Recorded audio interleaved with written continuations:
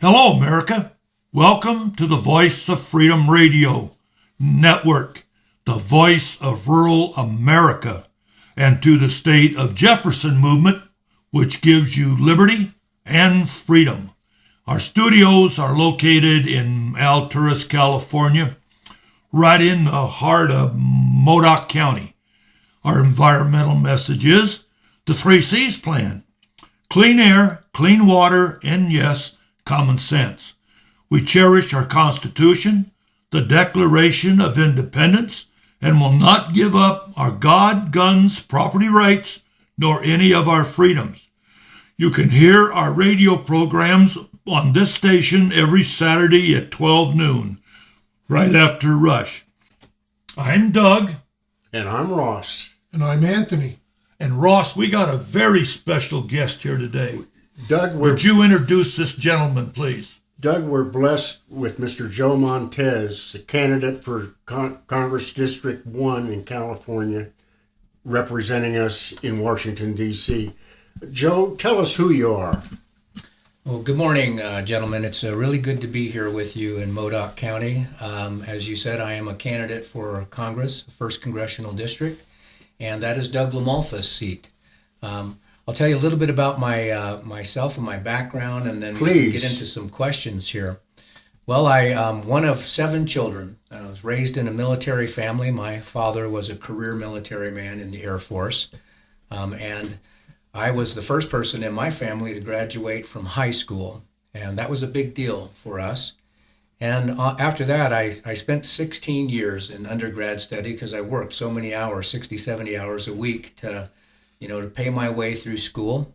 After graduation from Sac State, I went to law school at UCLA. That was the fulfillment of a childhood dream that I had, based on an episode of Perry Mason, of all things. Yeah, I saw in the law the ability to help people, and I've always been oriented towards that. My 5 brothers and I, also during that 16-year period that I was going through college, we joined the military ourselves. That was just something that was important to us, to defend our nation as our father had before us. So I have been married now for 27 years to the most beautiful woman in the world. I am a resident of Chico, California, and I'm a very successful businessman there. I'll get into my reasons for running here in just a moment based on the questions that you're asking me. Well, thank you, Joe. Folks, we're privileged today to have a person who is sincere in representing us the way we should be represented. And Joe, I thank you for that opportunity. You're welcome. So, Doug, you have a question for Joe? Yeah, Joe, welcome to the Voice of Freedom Radio, and we would like to get your word out on this radio. This radio station that we have, it goes all the way east to Winnemucca, Nevada. It goes south to Carson City, Nevada. It goes north all the way to Burns. It goes over through Wairika and Doris, and it even gets down into Redding in certain places and goes all the way down to 99, the road you came up today from Redding. Yeah. But the people really don't understand who Mr. Montez is. What is your beliefs on the, let's talk about water here in California. You know, most of the ranchers, their backs up against the wall, and their butts an inch off the ground because the state is forcing us off our lands due to water regulations. Would you like to comment on that? Yes. I think that the government has extended to itself, without our invitation, too much power and authority over our rights. And it's evident every day, not just in ranching, but in every aspect of life. It's especially bad here in California because our government, which is represented largely by the voices in the South, believe that we here are nothing more than the providers of resources. and they feel free to take it because we have nothing pushing back against it. So one of the things that I'm going to tell you gentlemen right off the bat is I am a State of Jefferson fan. If you see my button that I'm wearing right now, proudly, I've agreed to wear that everywhere I go because, in my opinion, what we have is a situation which we had about 250 years ago in Boston when the folks back there threw a party. And it's a situation where we're supposed to have a representative government, which means that the people are supposed to have a voice, and which means that the government is supposed to have the ears to hear its people and to respond. And even if it's in a way we don't approve of, at least it's hearing us and giving us a response. Well, here in Northern California, we have neither. We don't have a voice, and we don't have a government willing to hear us. And this is exactly the kinds of circumstances that happen when you have a volatile situation like that. One of the ways that I'm going to recommend that we resolve that is we all need to get behind the State of Jefferson. I've had people ask me things like, well, isn't that just a bunch of crazies? Well, probably there are some, but the fundamental principles that they're fighting for is freedom. We're fighting for a voice. We're just asking for what represented people should have. Well, Joe, you're absolutely correct. But simply stated, we are asking for representation. Yes. We currently don't have representation. So, as a congressman, how do you propose taking on the politically correct group? Okay. First of all, I believe because of the mood of the country, and I'm talking about left and right, are very dissatisfied with what we have representing us in D.C. The career politicians, the establishment, those people that go there seeking their own profits, seeking their position, seeking their power, seeking things for their party. But the one P that's missing there is the people. They've forgotten about the people. And I think that's why we have now a 9 to 11% congressional approval rating. And there is a mood in the country, like a mood in this district, that says we want different, we want to sweep the bums out. And I think in that wind that brings me in, it will bring like-minded people in where we stand against what's happening. The establishment, we say no. We represent our districts. We don't represent you. We don't represent special interests. I think the Constitution is very clear on that. Joe, I appreciate that point of view. I have a question for you. You were telling us earlier a little bit about your judicial career and your training as an attorney, and I was very impressed with it. So would you mind repeating that for the folks out there, please? Sure. After graduating from Sac State, I paid my way through law school at UCLA, and I started my career as a prosecutor. I'm kind of a law and order guy. I learned early on when I got out of line in my own family, there were consequences, and so I'm a law and order kind of guy.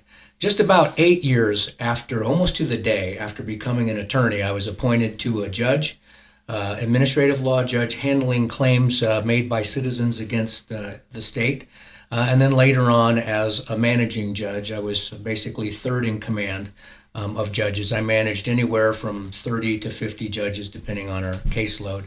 But I'm a constitutional-minded judge. I always approached the thousands of cases that I heard from the perspective of the Constitution, which I believe its meaning was fixed at the time it was written. These are timeless principles that should not be allowed to be changed. Joe, that's very good. Let me ask you this.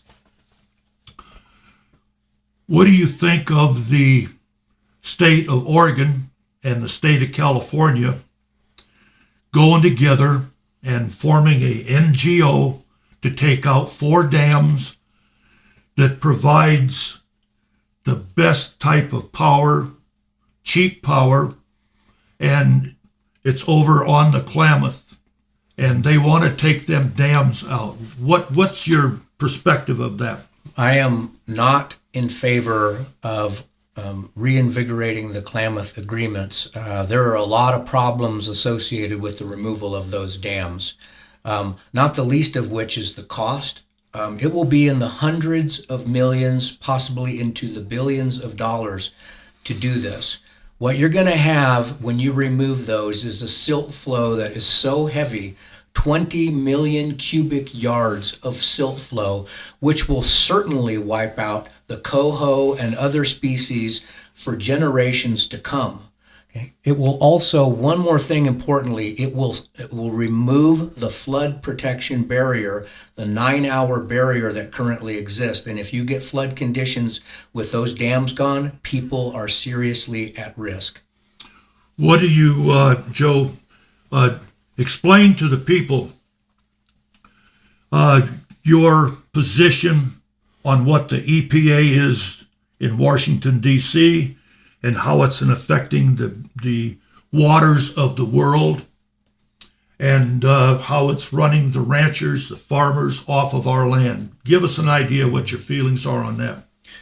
Well, I think that the EPA is another run-amok government agency. And for the people that may not, this is basically CEQA on steroids. Now, a lot of people are familiar with CEQA and the California Environmental Quality Act. This is, I think, a precursor for what the EPA is going to become, because California is particularly bad in this area. Here's what we're finding in CEQA. Anybody can bring a CEQA claim, and they're being brought frivolously to stop progress. I read recently where a group of farmers and Stanislaus County were sued under a CEQA action.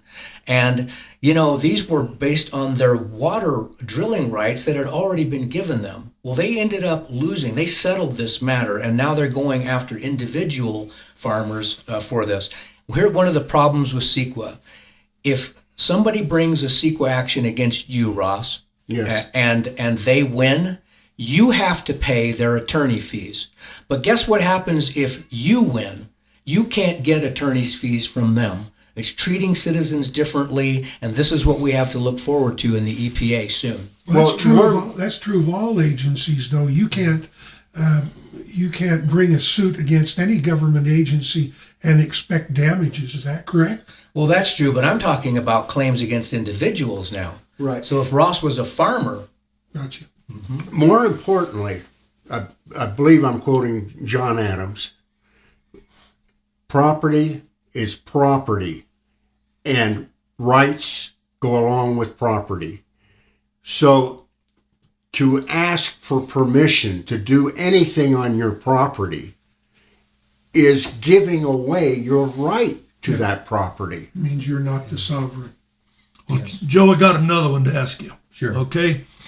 I always ask the tough questions. Ain't that right, Ross? You better say that. I agree Tony? wholeheartedly. Yeah, they're tough, all right, Doug. What is your opinion, or what is your assessment of the Bureau of Land Management that is taking and classifying ranchers and farmers as terrorists and putting them in prison underneath the terrorist law that Timothy McVeigh was down in Oklahoma City in 1996, and when it's up here in Harney County in Oregon. Are you familiar with that a little bit? I am. All right, well, give it to us, kid. Come Well, on. see, this is what happens, when government agencies have too much power.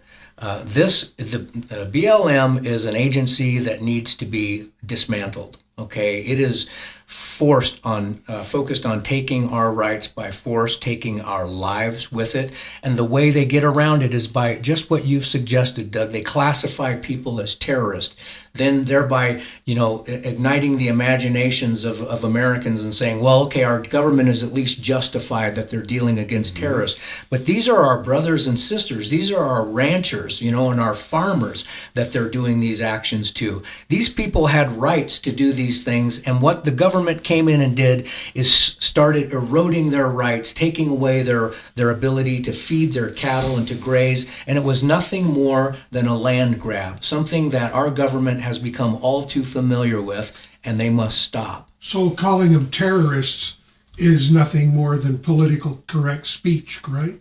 Well, it's political correct speech run amok. I mean, it is that on steroids, but it's an easy way for the government to brand people so that they are then, quote unquote, justified in taking action. Yeah. Well, Joe, are you familiar with this one world order that's going around that Obama is pushing? Yes, are you referring to the Agenda 21 folks? Yes, that's what I'm referring to. But let the people hear from you what your opinion of this is, because a lot of people say it never happened, but yet they can go to the internet and see Nancy Pelosi on October the 2nd, 1992, and stand there and give a speech and want to push HCR 353 through the Congress, and that's the legislation for the Agenda 21.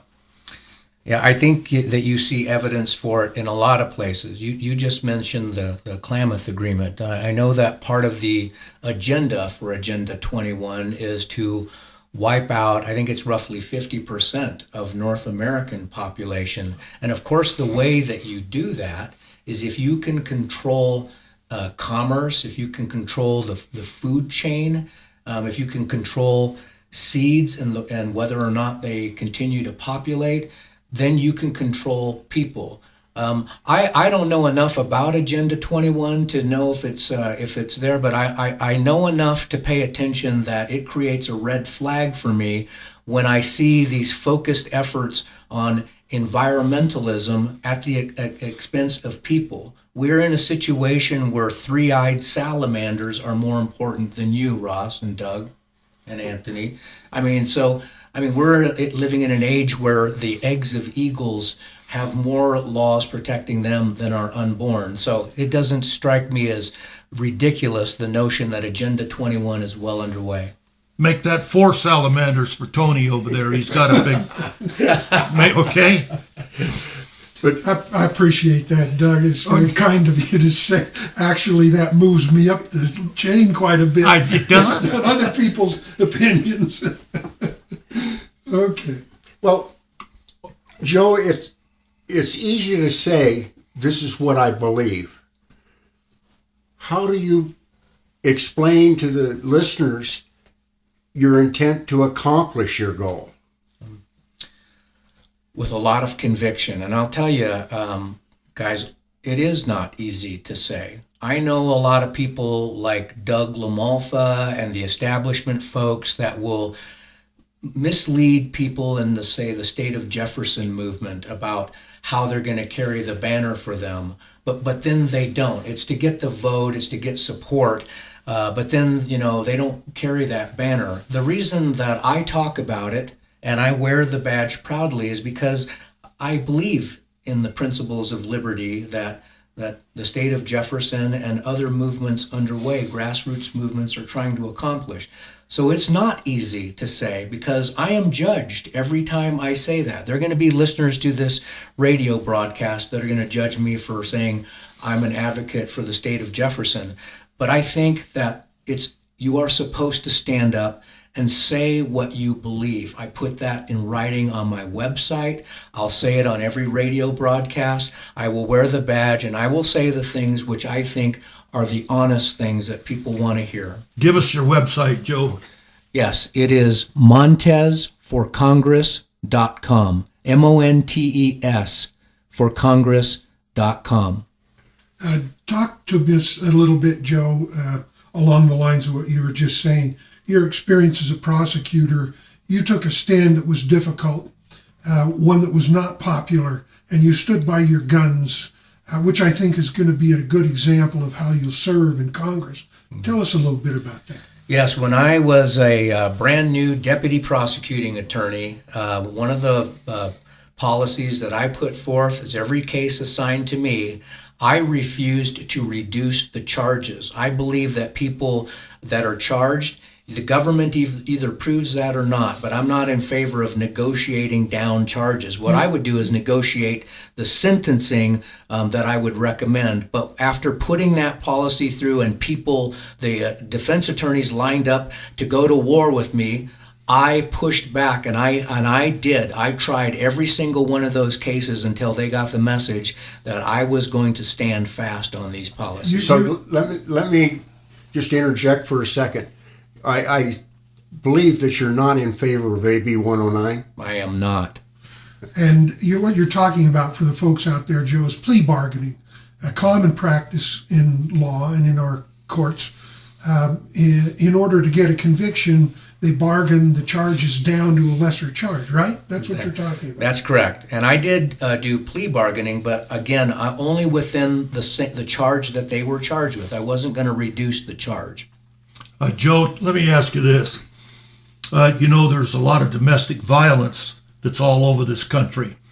And when somebody calls in an emergency and says that there is a domestic violence problem at their house, and when the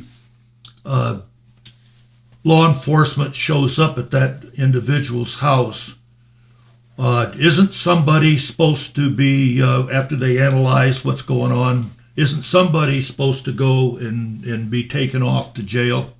Yes, that's true. Would you explain that? Would you explain that law, please? Well, basically, it's if they're called out and the police are called out, and there is evidence that this isn't a false charge, if there is evidence that there has been some domestic violence, then whoever they determine is the perpetrator of the domestic violence, they will take to jail. Where does that? What happens when that does not occur? When it's evident that there is violence and the officer does not arrest someone? Well, that they're supposed to operate within the law, and they are supposed to, again, if there's evidence of this, they should be, what the intent is basically to make sure that there's a separation between those parties and there's not further violence. It is also a means of protecting themselves against liability that would flow if they don't separate those parties. If that goes to the police, if that goes to the city police, it could be any city police. Yes. And aren't they supposed to take and file a paperwork and give that to the local district attorney? Would you explain that part of it? Yeah, that's a normal chart. It's called the charging process. And what happens is that the charges can be filed by the police officers based on the report. It's normally referred to the district attorney's office. But also the district attorney has the power of charging as well.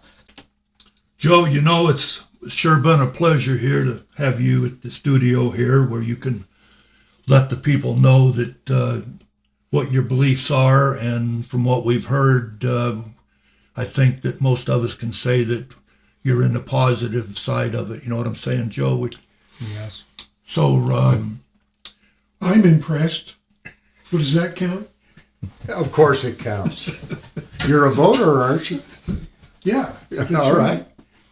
who was that, Ross? That was Tony. Oh, Joe, forget about Tony and go ahead and explain to the people out there the differences that you are between yourself and Mr. LaMaffa and how you could. Well, let me just, Joe, evidently you've spent some time in D.C., haven't you? No, Washington State. I'm sorry. That's where I'm licensed to practice law. That's where I served as a judge. So what I say comes from Washington State. Well, tell us about what your initiative is, Joe. Tell us Sure. what you want to do. Right. I think it's important for your listeners to understand the difference between Doug LaMalfa's positions and mine. I'll be brief as I can on this. I am totally opposed to corporate welfare because I think that companies should be required to earn their own keep, just like the rest of us have to. But Doug LaMalfa, he voted for the Amtrak reauthorization bill. That was House Resolution 749 that gave Amtrak, a private company, $7.2 $1.2 billion of our taxpayer money. Now, I am not in favor of that for the reasons I said, but I think that we need that money to beef up our military, our homeland security, to begin to build the wall that I think is important. I mean, we have need for those dollars to be spent wisely, and it's not on corporate welfare. So I disagree with Doug on that. Also, there was an amendment to a bill. It was H.R. 702. It was an amendment that Congressman Amash proposed, which would save the taxpayers $500 million for what he felt was an unnecessary union buy-off. Doug voted against that one. So I don't know why he's spending our money recklessly. I'm not in favor of that. One of the big things that Doug did that I am not in favor of is he voted to give Obama authority called Trade Promotion Authority. It was a way of giving Obama exclusive authority to negotiate trade agreements on behalf of our country. Why would anybody do this for a man that has destroyed this country single-handedly more than all the other presidents combined, and who recently gave us the Iran nuclear disaster deal? Why give this man power? But Doug and the establishment Republicans did just that, and it was an unconstitutional move to do that. H.R. 1314 was unconstitutional because it removed the two-thirds vote necessary to approve the president's agreements and reduced it to a 51%, a simple majority. There is a constitutional process for that, and they didn't follow it. But what did Obama do with that authority? He went right out and he entered into the Trans-Pacific Partnership Agreement of 12 nations. We don't know much about it because it was brokered back deal, secretive, but some of the documents have been leaked out, and what we now know is that these foreign companies doing business in America have greater protections and greater liberties than our own United States companies.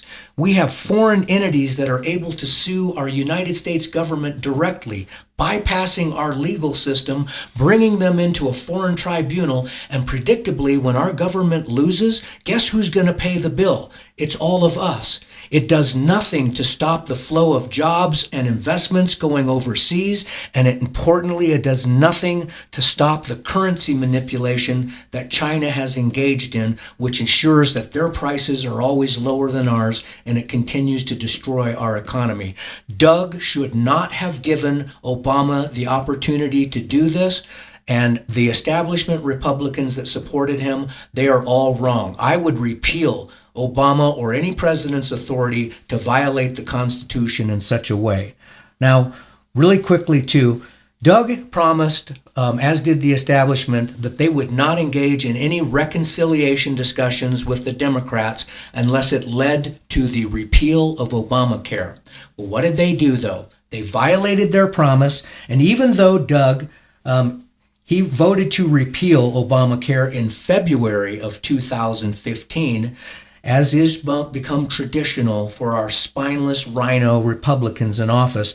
On October 2015, just 8 months later, folding under pressure, they voted for House Resolution 3762, which allowed the funding of Obamacare and left the pillars of Obamacare in place.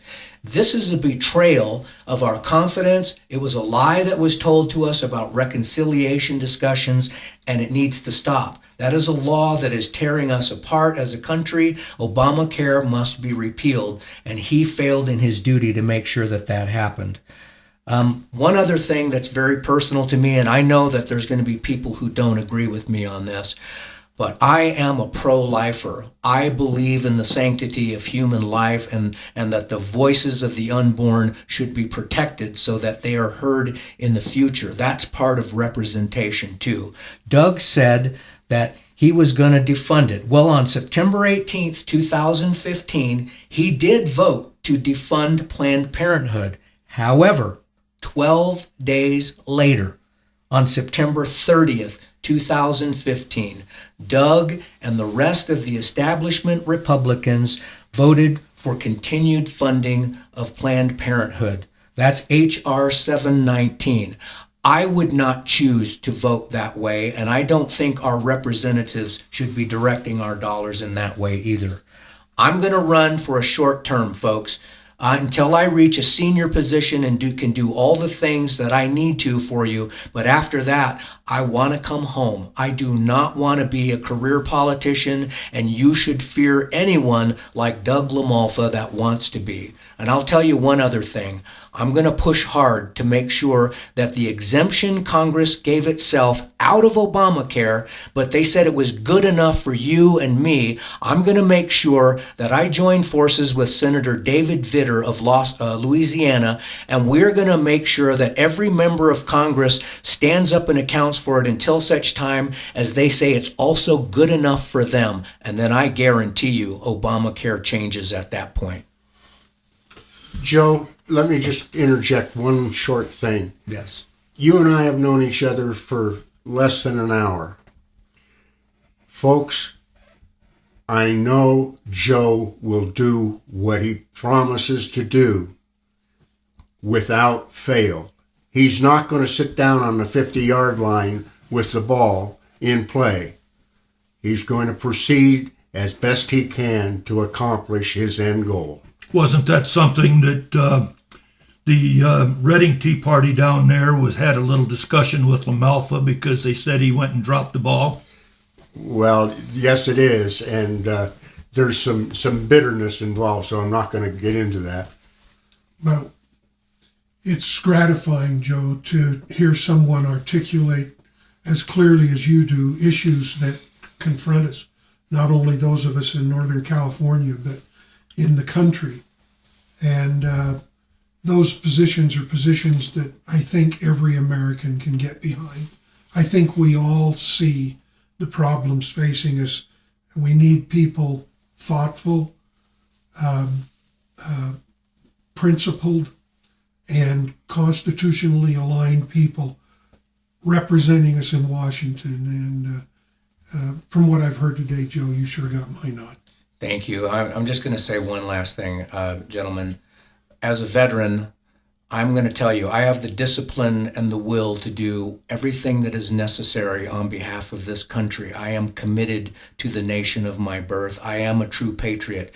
And I think that, unfortunately for us, the war of terrorism is coming, and you need someone in a key position like your congressman to stand ready with others to make sure that we do everything possible to protect our nation.